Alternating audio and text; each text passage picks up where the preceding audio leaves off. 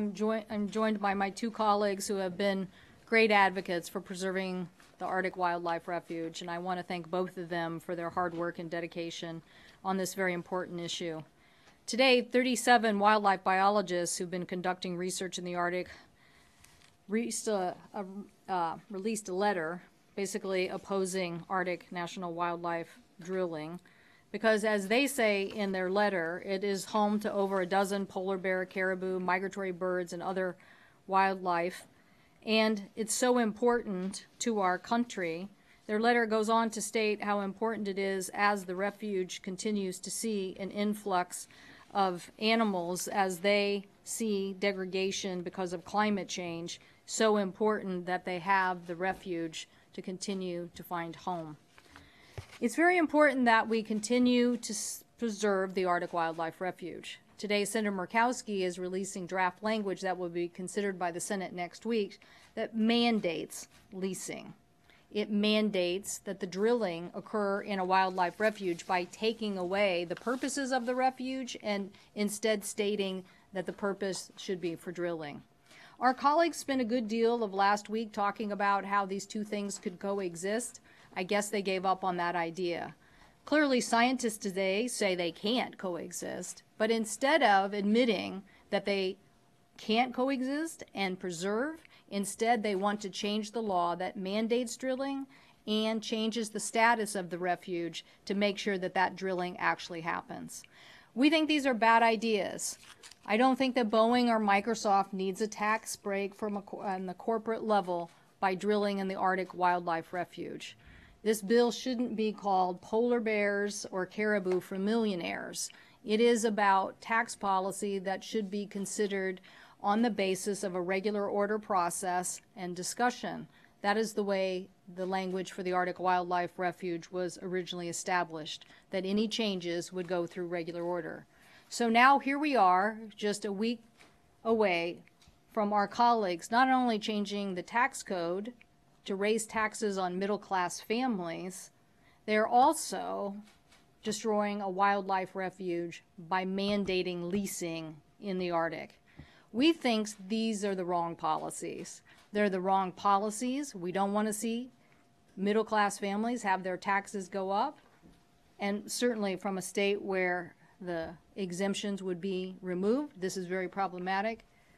But I guarantee you that people do not need to ruin a wildlife refuge and an ecosystem that is intact just to give tax breaks to big corporations. We can do better than this, and I thank my colleagues for joining us. I'll turn it over to Senator Markey. Thank you, Senator Cantwell, and we are so fortunate to have such a great leader on this issue. The Republican tax plan is all about massive handouts to the 1% and huge corporations while doing nothing for working and middle-class Americans. But if that weren't bad enough, they are trying to offset $1.5 trillion in tax cuts for the super rich by raising $1 billion in revenue from drilling in the Arctic National Wildlife Refuge. That is a fiscal plan that makes neither sense nor raises sufficient dollars and cents. Last night, the Republicans rolled out their reconciliation Arctic drilling bill, but in reality, trying to drill in the crown jewel of the wildlife refuge system is not about raising revenue. It is nothing more than a big oil polar payout. Rather than trying to drain the swamp, Republicans are bringing the swamp to the Arctic by trying to include this big oil giveaway in their tax package. To make a policy change of this magnitude and forever despoil such a pristine wilderness, such a bill should go through regular order. But this Republican drilling plan is about as far away from regular order as Alaska is from the U.S. Capitol. And why are they trying to circumvent the normal legislative process? Because they know they don't have the votes to do this on its own. And when you drill down on this Republican math on Arctic drilling in the tax bill, it adds up to even less. In order to raise the revenue, Republicans project would be generated by opening the Arctic Refuge to drilling, it would need to bring in 10 to 100 times the historical average of what oil companies have paid to drill in Alaska. The only thing fuzzier than the polar bears that call the refuge home is the Republican drilling mathematics. In reality, drilling in the Arctic Refuge is a budgetary dry hole. 2 years ago, we lifted the 4-decade-old ban on exporting American crude oil. As a result of that giveaway to big oil, we are now exporting more U.S. crude oil, nearly 1 million barrels a day, than we could ever produce from drilling in the Arctic Refuge. But now, the Republicans and their oil industry allies are coming back saying that we need to allow drilling in the wildest place left in America so that we can export even more oil to China and other foreign countries.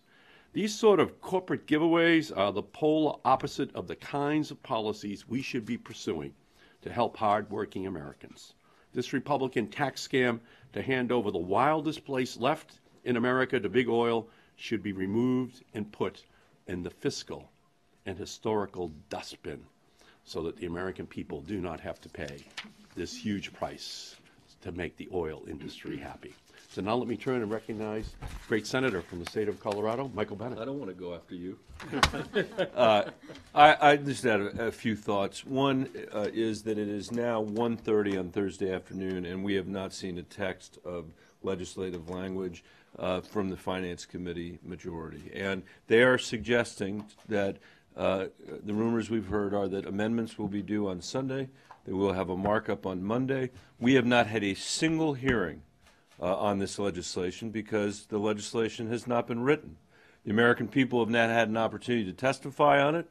Not a single economist in America has been able to give their opinion about it. We haven't heard from the American people or the private sector what they want out of a tax bill. This is not the way to do our legislative work. And every hour that goes by is one more hour when the American people are going to have the truth of what's in this legislation obscured from them. The second thing is that this is a terrible piece of legislation. Their effort to drill in the Arctic National Wildlife Refuge is an effort to destroy one of our last national treasures. And people in Colorado believe we have a responsibility to protect our public lands. There are only 2 points I want to make about this. One is the point that Senator Markey made, which is, from a budget point of view, this makes absolutely no sense. The equivalent, if you had $10,000 of debt, the contribution that the drilling in the refuge would make to you is about $1. That's how small this is from the point of view of the budget, but it's huge from the point of view of the tribes and the wildlife and our national heritage, and it can never be replaced again. Second point I want to make, as a state that does produce natural gas and oil, and through the ingenuity of our industry, have been able to dramatically increase the production of oil and natural gas throughout Colorado and across the United States. We know that the price of oil and natural gas is far lower today as a result of that, and our exports are far higher today as a result of that than they were at a time when there was a bipartisan consensus that this refuge should be protected. And it's that bipartisan consensus that we should restore, especially at a moment when commodity prices are as low as they are today.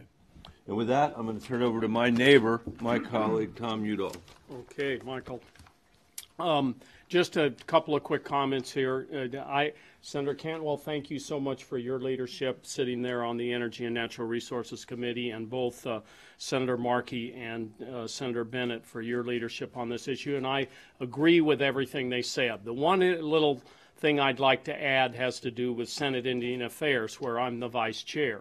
One thing you do that you learn always about dealing with Native American tribes, there's a term called tribal consultation. Before you take some dramatic action, you consult with the tribe. Well, in this case, it's particularly damaging because the tribe, there are 9,000 members of the Gwich'in tribe, and the Gwich'in tribe lives exclusively off of this caribou herd, the porcupine caribou herd, which would be greatly disrupted by what they're trying to do up in this 1002 area, up in the Arctic National Wildlife Refuge. No consultation has taken place. They, as a part of their lifestyle and their subsistence lifestyle, they use every single piece of the caribou. And so these are frugal people. They're dedicated to sustenance living. And one of them came down, and many of them are here in town, but one came down and testified in Senator Cantwell's committee and made a passionate argument for why we should keep oil drilling out. The one final thing I would say, and Senator Markey mentioned this, so there was no consultation. Final thing I'd say, Senator Markey mentioned regular order. We've got to think a little bit of the history, why this has been preserved since 1980. My uncle in 1980 expanded the Arctic Wildlife Refuge dramatically by more than double.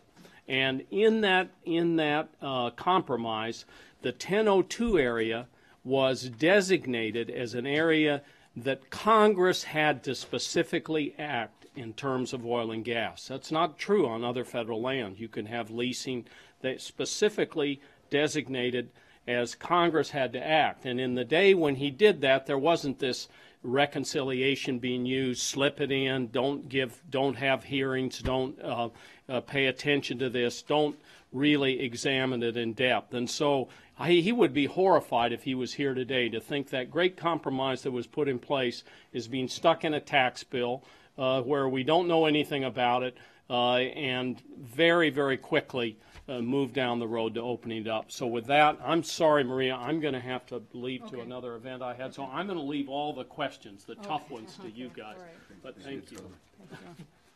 Questions? Can you talk a little bit about the amendment strategy for the market next week? What are you thinking in terms of what you kind of want to bring to that? Well, as my colleague said, we don't think that this has been a, fair and open process. These two were asked to testify, given that they have been the leads on this legislation in the past. That was refused by the committee, and yet we had, I think, 3 or 4 of the electeds from Alaska there to testify. So in this process, we know that the deck is stacked as it is, and we will look for amendments that we think could possibly improve the process, but we are going to be very, very clear about the fact that this process is not regular order. It's not the intention, and the only way they can open up drilling, again, for something we don't believe is going to generate the revenue or is needed to give tax breaks to corporations, is by mandating it, mandating the leasing. So the questions we'll be raising are, what's next? What other wildlife refuge in America are you going to mandate drilling in? What other parts are you going to just roll over current environmental law and just say that you have to drill just to get revenue for the tax break? So we will be drawing those distinctions as part of this process. And if people, you're all probably a little too young to remember the last time that we went through this, but it is just a very big reflection on the fact that the only way that they've ever been able to get any place on this issue is by throwing out regular order process and trying to do things like, as they did before, stick it in the defense bill, thinking that people had to vote for it. So we're just going to be very clear about the fact that it is not a regular order process, and your area and your state might be next. Yes. Doesn't your vote the other day on your amendment in the full Senate suggest you don't have the votes to remove this? We don't know where everybody's going to be on a final vote. Ours was to send it back to the committee for that process of instruction.